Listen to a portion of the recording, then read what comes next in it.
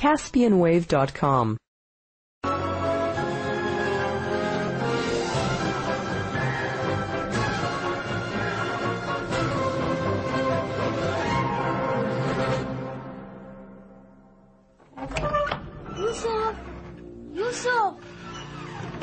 یوسف پسکو تو نهیدی کجا رفت؟ یوسف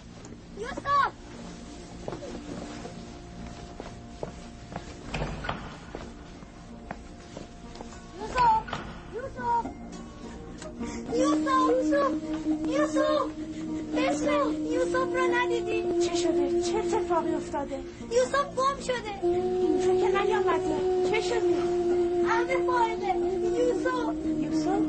یوسف گم شده. گم شده؟ نیست. وای.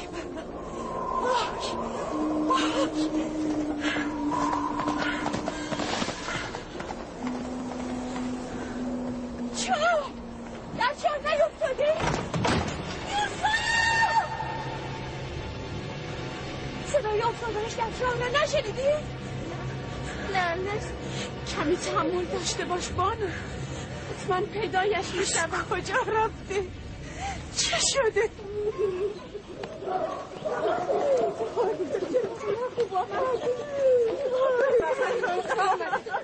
بورا چه کردید؟ حرف بزن. آرام باش ببینم چه اتفاقی افتاده. چه شده؟ من داخل خانه به کار مشغول بودم. بچه ها در عیار بازی میکردن. ناگهان شنیدم یوسف را صدا میکنن. گفتم چه شده؟ گفتن یوسف گم شده. همه جا را گشته ای؟ گشته ای. این گونه امانتداری میکنی؟ این گونه از یوسف نگهداری کردی؟ حواست کجا بود؟ بس کن ببینم چه اتفاقی افتاده. حتی زوایای تاریک خانه را گشته ای؟ آری گشته ای. یوسف کودک باهوشی است. خود را جایی پنهان کرده که پیدایش نکنند. مثلا در صندوق یا تنور.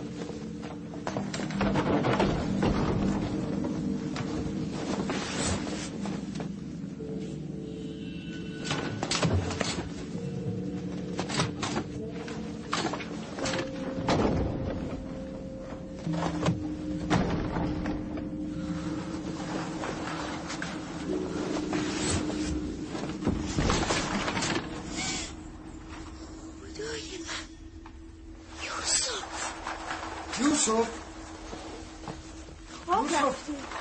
بیا اینجا پسرم. سلام عزیز دلم. تو اینجا چه میکنی؟ وای عزیزم، تو که جان ما رو به لبم رسوندی. اینجا چه میکردی؟ درون تنور چرا رفته بودی؟ بازی میکردی. من اینجا پنهان شدم تا برادرانم نتوانند مرا پیدا کنند. فارغه. تو نباید از یوسف غافل میشدی. اگر یوسف درون تنور خفه میشد چه میکردی؟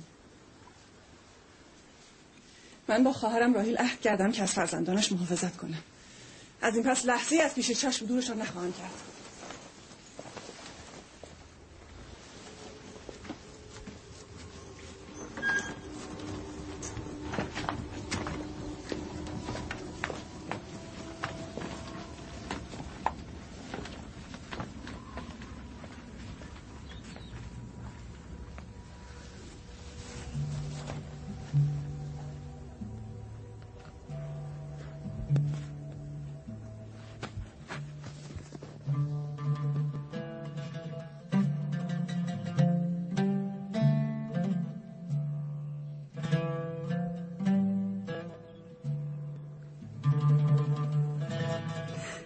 من بدون یوسف میتوانم زندگی کنم.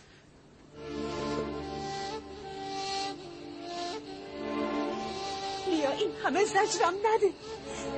پیری تنها و فرتود که عمرش رو به غروب نهاده از تو تقاضا میکنه. نه، همان که گفتم.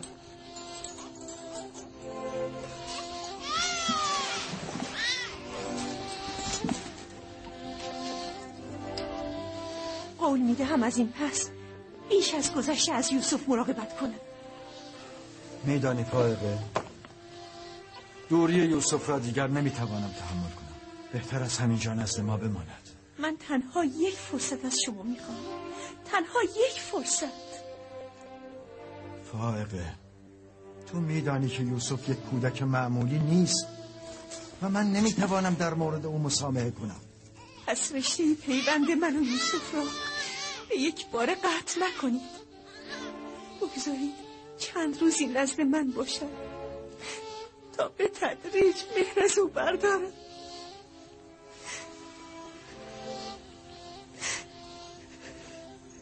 ولی سخن من همان است که گفتم. لیا، تنها چند روز. شنیدی؟ فقط چند روز.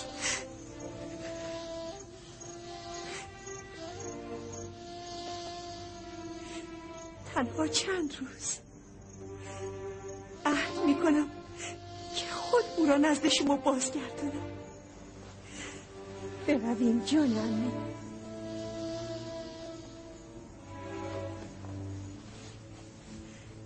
سپاسگزارم لیا.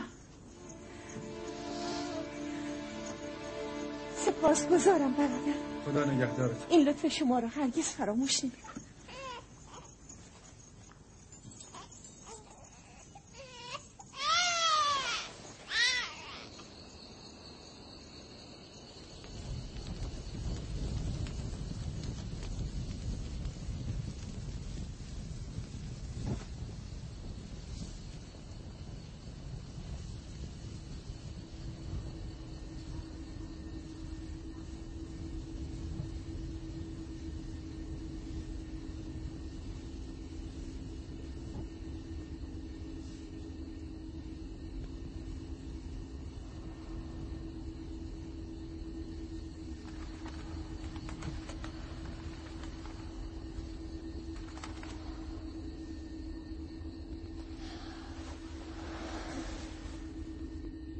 عمه، شما نخوابیده ای؟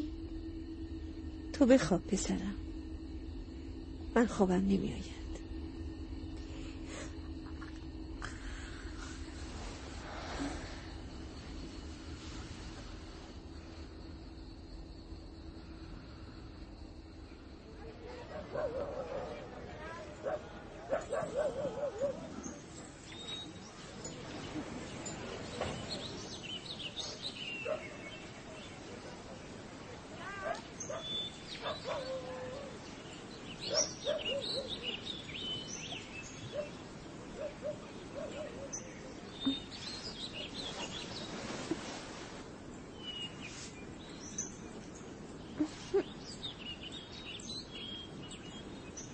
بیدار شدی یوسف من؟ شما تا صبح نخوابیده ای؟ هر وقت که بیدار شدم شما هم بیدار بودی. تصور این که تو از خانم بروی آرامش را از جانم و خواب را از چشمانم رو بوده است. ولی من دلم نمیخواهد اینجا را ترک کنم عمه. من شما را دوست دارم. نمیخواهم به خانه خودمان برم. به راستی تو عمه را دوست داری؟ شما بوی مادرم راهیل را میدهید. خاله لیا را هم دوست دارم، اما به من که محبت میکند برادرانم ناراحت میشن. عزیزم،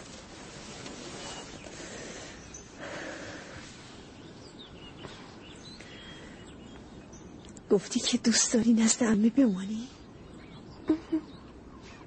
برای نگه داشتن تو راهی به نظرم رسیده که باید کمکم کنی. برخیز، آماده شو تا نزد پدرت بروی.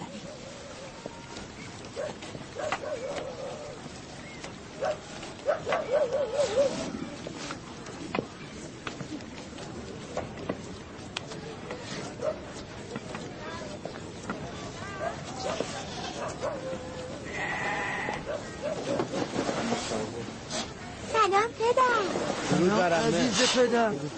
درود باشه. آمدم امانت شما را بازگردانم. صحیح و سالم. سلام عمه فائقه. سلام عزیزم. قرار بود چند روز این را نگه داری.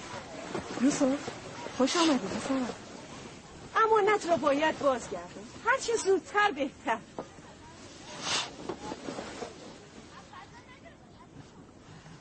اگر راضی نیستی او را باز میگردانم. نه از اینکه او را بازگردانی سپاسگزاریم و از اینکه مدتها سرپرستی او را به عهده گرفتی قدردان شما هستیم.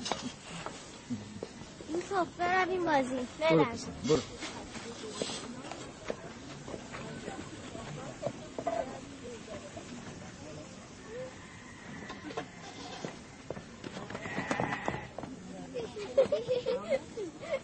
خدا نگهدار برادر. خدا نگهدارشون.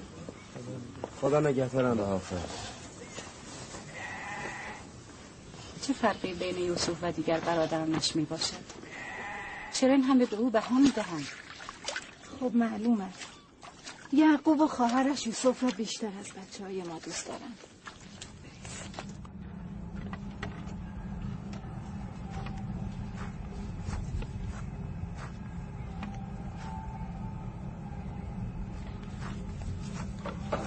بسمه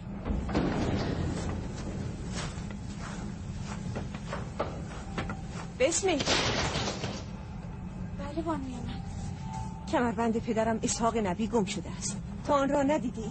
نه. با من بیا یاکین پیر و چند نفر دیگر از اهالی را نیز باید خبر کرد. برویم.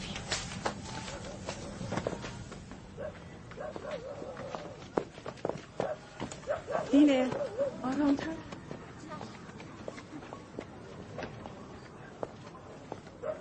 سامون یهودا عجله کنید.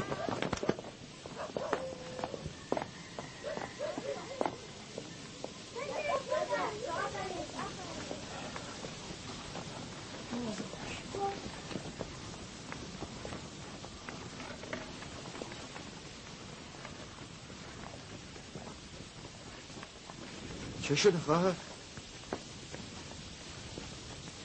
بسمه چه شده؟ کمربند اسحاق نبی گم شده است. همه جا را گشته اید؟ همه جا را. یادگار پدرمان اسحاق بود. من خیلی ناراحتم.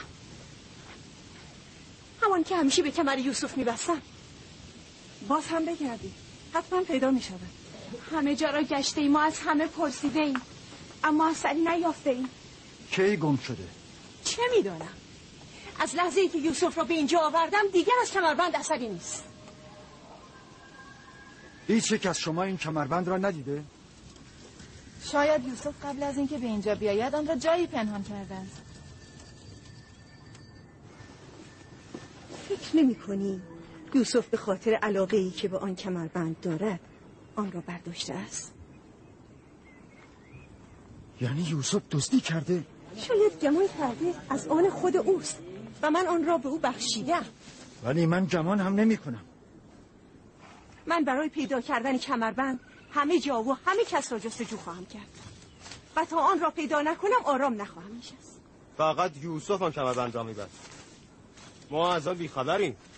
بسیار خوب. من هم ابتدا از یوسف شروع میکنم تا بهانه‌ای نباشد. اجازه میدهی؟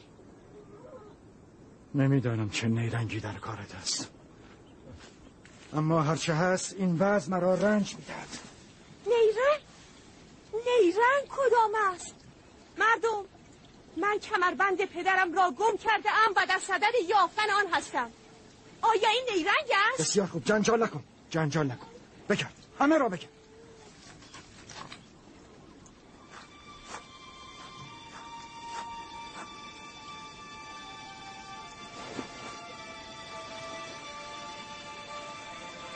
کمربند اینجاست. دیدید دروغ نگفتم؟ این هم کمربند. یوسف این چه کاری بود که کردی؟ یوسف که کاری نکرده، فقط دزدی کرده. مردم کنعان، شما همه دیدید من دزد مال خود را پیدا کردم. بسیار خوب. کمربندت را یافتی، بردار و برو. به این سادگی نیست برادر. شما گویی قانون مردم کنعان را از یاد بردید.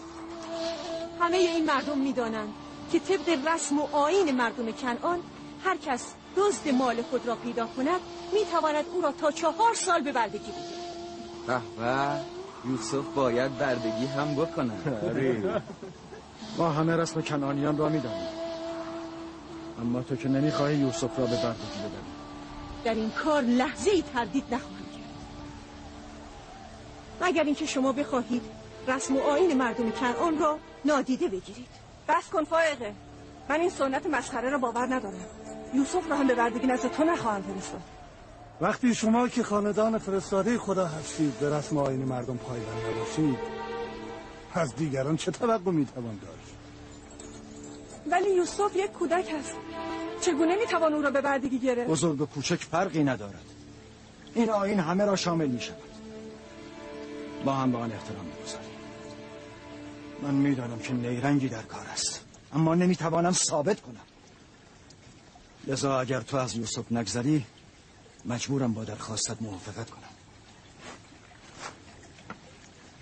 من دزد مال خود را یافتم و از او نمیگذرم.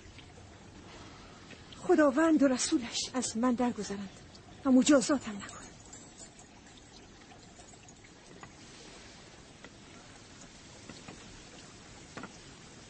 برویم یوسف، تو از امروز به مدت 4 سال برده من خواهی بود. این هم حاصل آن همه تعریف و تمجید. کودکی را که بیهوده پر و بال بدهن نتیجه همین خواهد شد.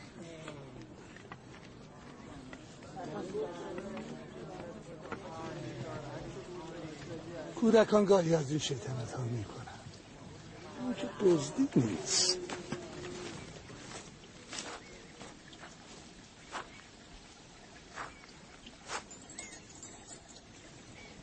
چرا با او موافقت کردید؟ فائقه نمیتواند از یوسف به خوبی نگهداری کند. یوسف ظاهراً دزدی کرده بود و من نتوانستم خلاف آن را ثابت کنم. نگران نباش، جای یوسف بد نیست.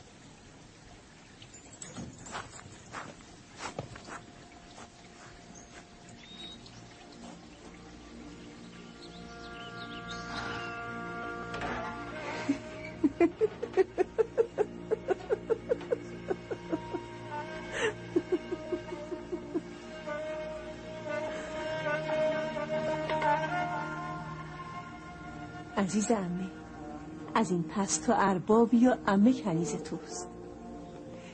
تو وارث برادرم و چشم و چراغ قبیله ما هستی. این کمربند در حقیقت میراثی است که فقط تو لایق آن هستی.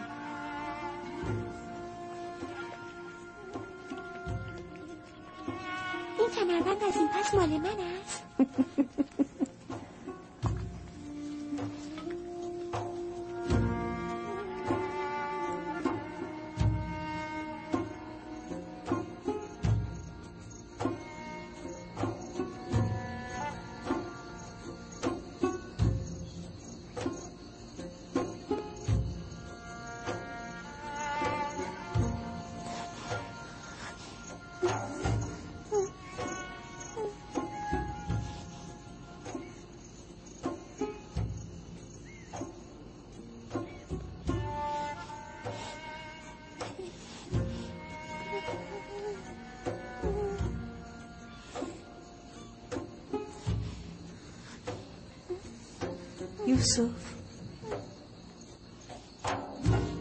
یوسف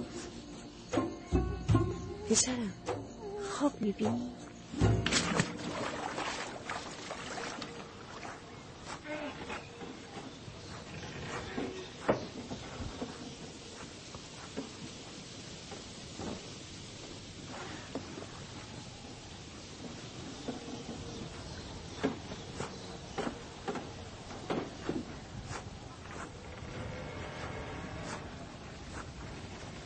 سلام پدر. سلام عزیز دلم. آیا نبی خدا مرا بخشیده است؟ به خانه خود راه میدهد؟ گر جز این میکردی تو را نمیبخشیدم. تو به رسم عشاق عمل کردی، آن را که دوست داشتی به چنگ آوردی. بخشندگی زیبنده انبیای الهی است. امیدوارم لایق این عفو باشم. من گناهکاری نمیبینم که بخششی در کار باشه. اینجا چه میکنید؟ به اصرار یوسف آمدم. او خوابی دیده است و تعجیل دارد آن را برای شما تعریف کنم. تردید ندارم خواب او سراسر خیر و نیکیست. در خواب یوسف ارواح خبیثه راه ندارد. خب چه خواب دیدی عزیز پدر؟ خواب دیدم که من و برادرانم در صحرا مشغول بازی هستیم. یادتون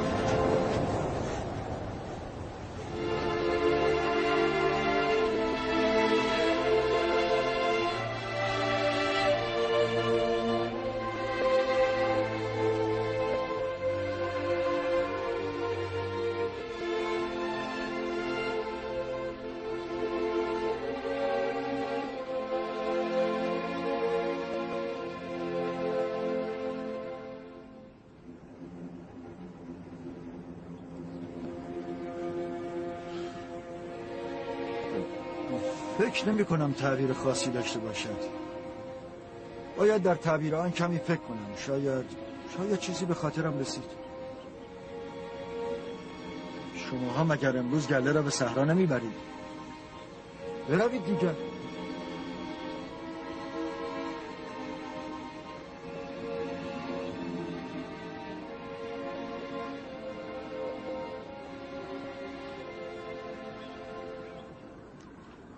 نمیدانم تعبیر خواب چه بود که یعقوب از آن در میان جمع سخنی نگفت. خب معلوم از سادلو سرفری و برتری یوسف بر دیگر برادرانش.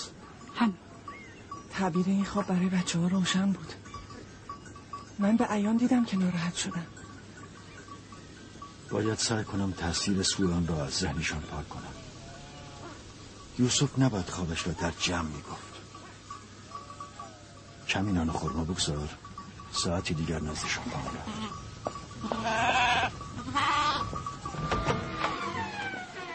بیا فرزندم بیا.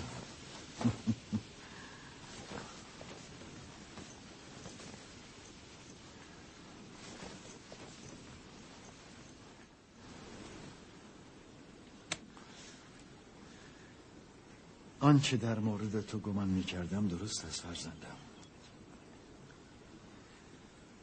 تو را مژده می‌دهم که در آینده جایگاهی بالا و مقام و مرتبتی رفیع خواهی یافت و بر برادرانت سروری خواهی کرد.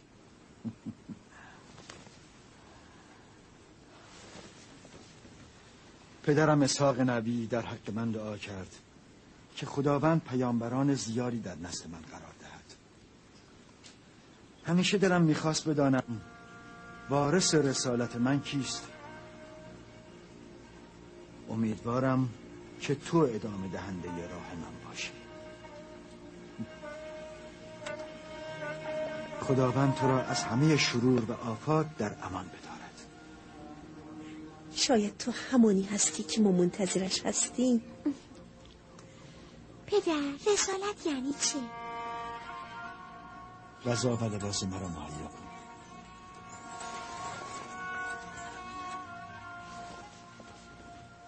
رسولان فرزندم فرستادگان خداوند به سوی مردم هستند و مردم را به سوی خداوند و به راه رستگاری و کمال هدایت می کنند. تحویل خوابت را برای کسی نکن، مخصوصاً برادرانت. چرا پدر؟ اگر برادرانت بشنوند ممکن است آتش حسد در وجودشان شعله‌ور شود و با تو به عداوت برخیزند. نگرانم کردی برادر. گمان میکنم باید بیش از اینها مراقب یوسف باشم.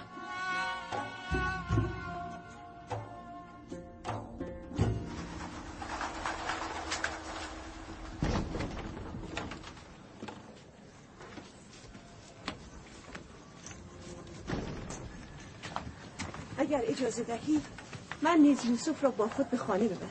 ببرید. مراقب یوسف باشید. خدا نگهدارتون. خدا نگهدار پدر. خدا نگهدار پسرم. مواظب باش. او را تنها نگذار. شب که بازگشتید یوسف را خواهم آورد.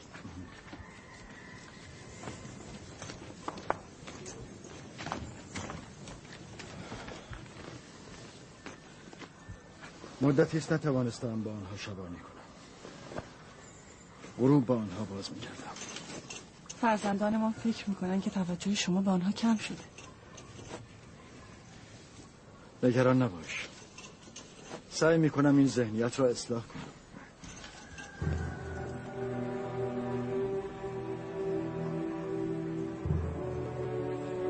با وجود یوسف و بنیامین یعقوب به دیگر فرزندان توجهی نخواهد کرد.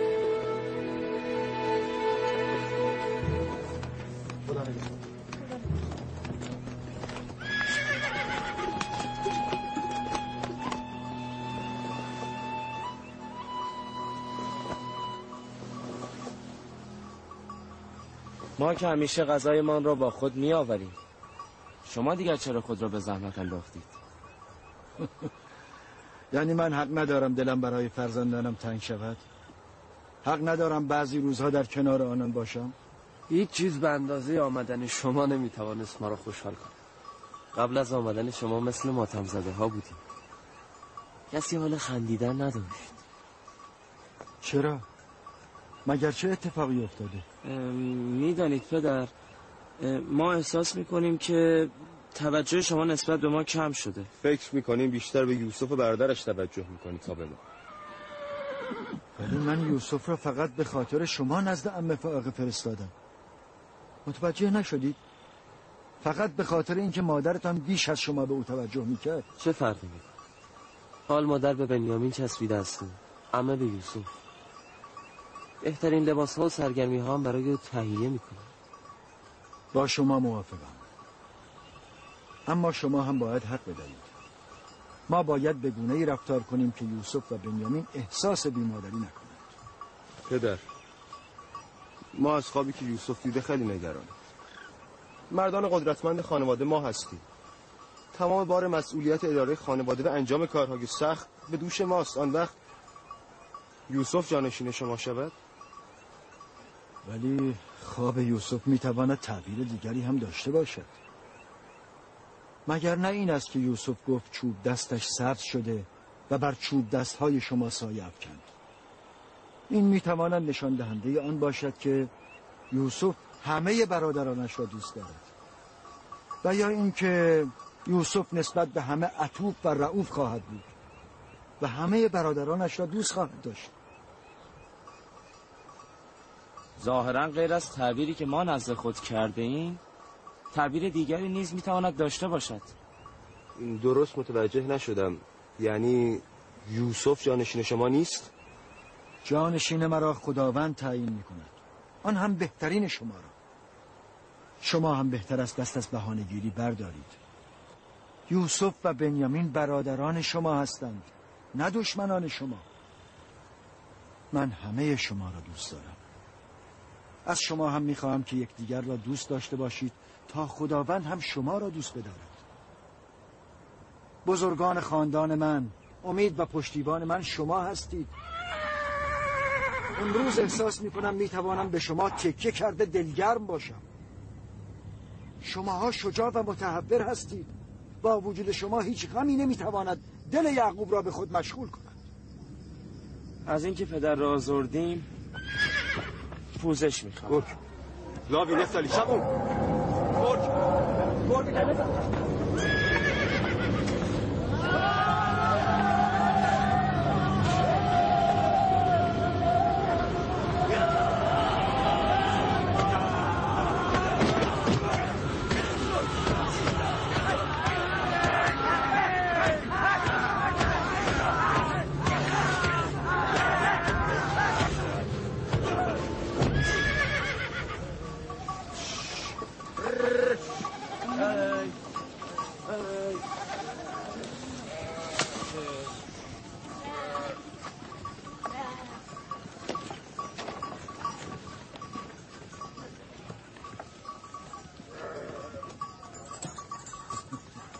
از کجا آوردی؟ ما خودمان او را کشتیم.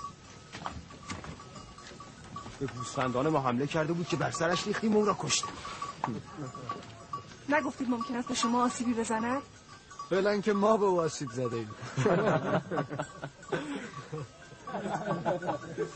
خدا عاقبت ما رو بعد از این با شما بچه‌های دیوانه و نترس به خیر کنه. حتما شما هم در این کار یاریشان کرده اید. اصلا به من فرصت دخالت ندادن.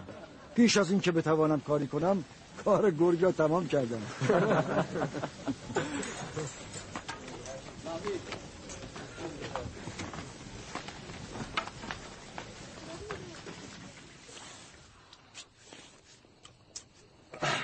ما مشغول تدارک نهار بودیم که ناگاه گله وحشت زده رو به گریز نهاد. یک گرگ بزرگ به گله حمله. ما هم را کشتیم. این کار خطرناکی است. چگونه این کار را کردی؟ خب معلوم است. وقتی او به گوسفندانمان حمله کرد ما هم به او حمله کردیم. هر کدام با هر چی داشتیم او را زدیم. با سنگ، با چوب. ابتدا من با چوب بر سر او کوبیدم. سپس راوی هم با سنگ بزرگی بر سر او کوبید و گرگ را گیج کرد. چند بار به ما حمله کرد. اگر از او ترسیده بودیم حتما ما را میکشت. ای کاش من هم با شما بودم. پدر اجازه میدهی من با برادرانم به صحرا برویم؟ نه عزیز دلم، هنوز برای تو زود است. بزرگ که شدی خواهی رفت.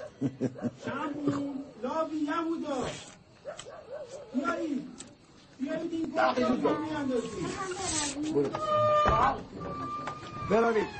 بروید سگ‌های کنعان را به نوایی برسانید. بروید.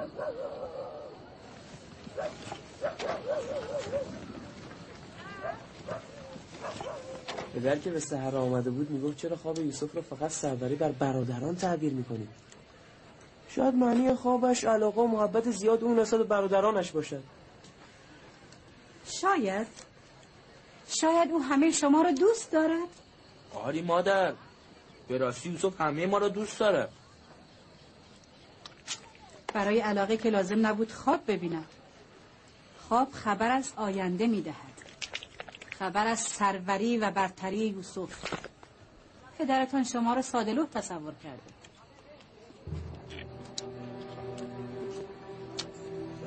باور نکنید. پدرتان خواسته شما را ساکت کند. بله میگفت اگر این خواب حقیقت داشته باشد نشان از سروری و برتری یوسف نسبت به شماها دارد. ولی ما با یوسف بازی میکردیم و به ما هم خیلی خوش گذشت. او پدر است. نمیخواهد برادران به یکدیگر کینه داشته باشند. میخواهد همه مثل خودش یوسف را دوست داشته باشند.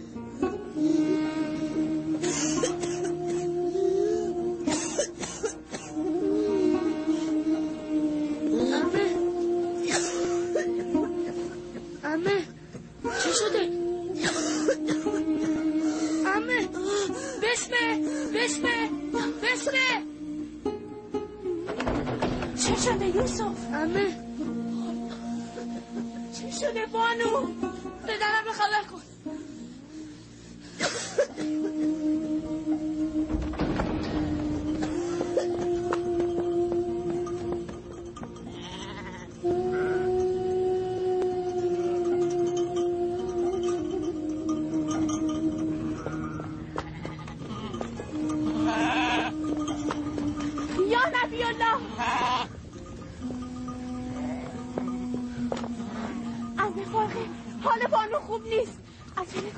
عجله کنید.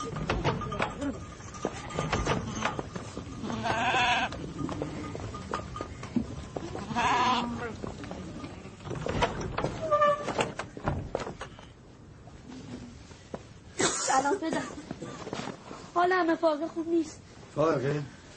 فاقه چه شده خواهر؟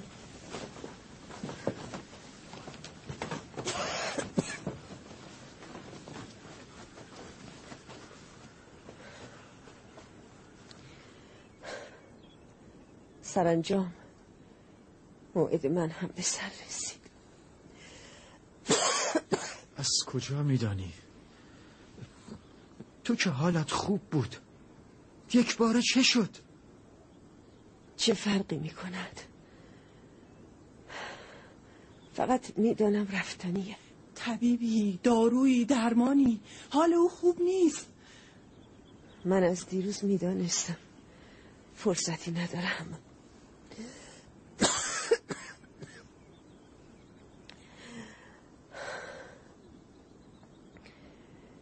فقط به سخنانم گوش کنید. دیروز که به اصرار خانه ما را ترک کردی باید حدس میزدم. از دنیا چیزی ندارم. هرچه هست به یوسف میبخشم و از او پوزش میدارم.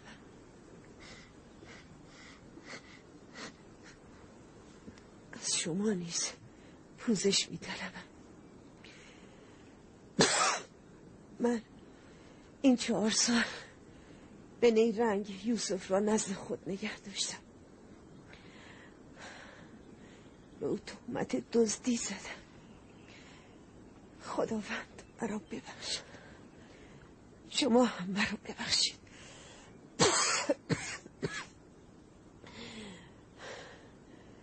یوسف من دزد نیست.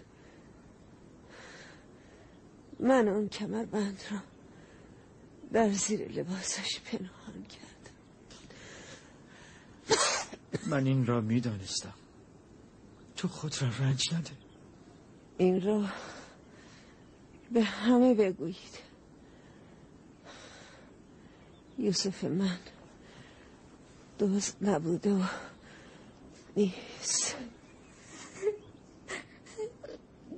تو خود را رنج نده. میخواهم با تو تنها سخن بگویم.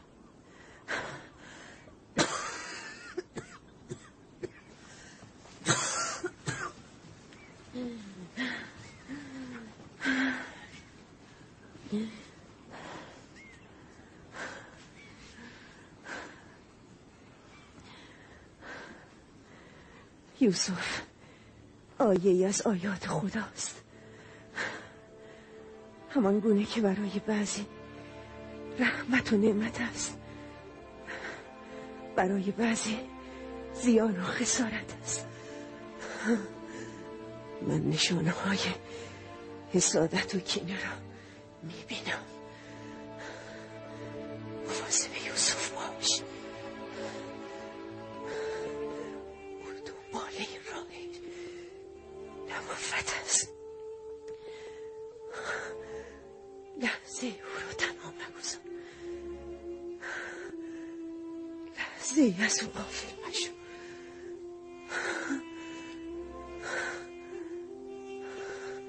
او را با خود بخوابان و تنها جایی مفرست.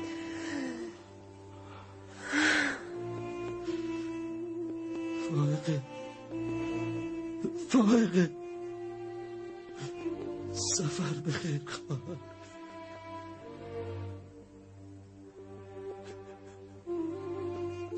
سفر بخیر خواهر. سلام مرا به مادرمان رفقه و پدرمان اسحاق برسان. سلام مرا به راهیل برسان. سلام مرا به پدر بزرگمان ابراهیم برسان.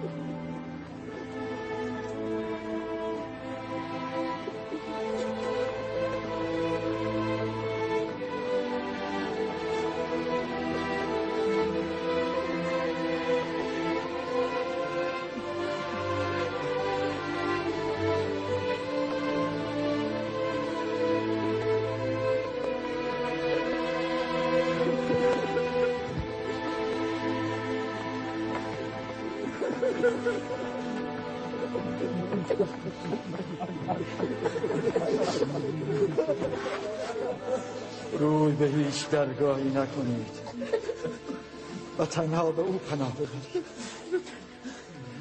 هرچه میخواهید از او بخواهید که همه عاجزند و قادر اوست. همه بر نیاز و راز درون شما غائبند و تنها شاهد حاضر بر همه وجود شما اوست. اگر یار میخواهید یار شماست. حافظ و نگهدار میخواهید نگهدار شماست. اگر منعم میخواهید منعم و پروردگار شماست. و اگر پنداندرز میخواهید ناصح و باعث شماست. هر آنچه از خلایق طلب میکنید جمله یک جا نزد اوست. وای وای به روز کسانی که روی نیاز به سوی دیگری برند. بسا خلایق رسوا شوند اگر روز موعود خداوند با عدل ظاهر شود. بسا پرده ها دریده شود اگر او با عدالت بر خلق بنگرد. بسا امیران اسیر شوند اگر فردا حتی حالا مظلومان را دستگیر شود. بسا خون از دیده ها روان شود اگر عاصیان بر اعمال زشت خویش نازل شود. پس توشه آن روز مهیا کنید و برای آن روز اعمالتان را اصلاح نمایید. چون فائقه همه آماده رفتن شدید که لاجرم همه رهرو این راه خواهیم شد. بیایید برای آمرزش روح فائقه همه با هم دعا کنیم. پروردگارا روح فائقه را با ارواح صالحان و دوستانت محشور بگردان.